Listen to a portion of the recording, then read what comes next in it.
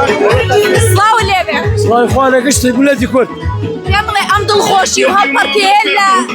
لەسەر چییە ئەوەندە دڵخۆشە ئەمە بەس دڵخۆشە بۆ یەکێتی سەرەکەوێ بۆ هەموو بولێتە من لەوە ڕۆژۆ هاوارەکەم وەڵای خەشم شانەکە هاوارەکە بەس لە خۆشی کووردە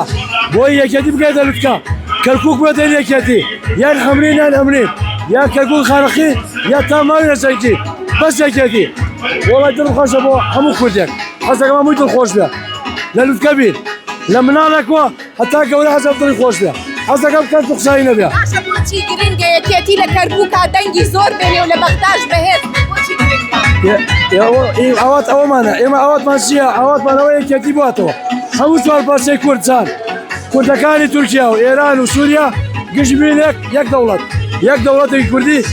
بۆمانەیە ئاڵایەک داین لە حەمرین ئاڵای کوردستان لەگەڵ یەکێتیە بۆ خۆمانە بۆ ملەتە ئێمە وەختۆی کاک مەحموود شێخ مەحموود لەگەڵ ئینگلیزا دەستی تێکەڵ نەکرد جا کردمانیان چوار پارچەوە هەتا ئیسێمار شەقە خۆی بەس لەمەوەدا ئینشەڵا گەرەکمانە سەرکەوتوو بیت لە لوتکە بیت خۆشە هەوا کوردەکان دڵیان خۆشە چیتانێ بۆ سەرۆکەکەتان سەرک پاڤێڵ و بەس لێ سڵامەیە بۆ سەرک پاڤێڵ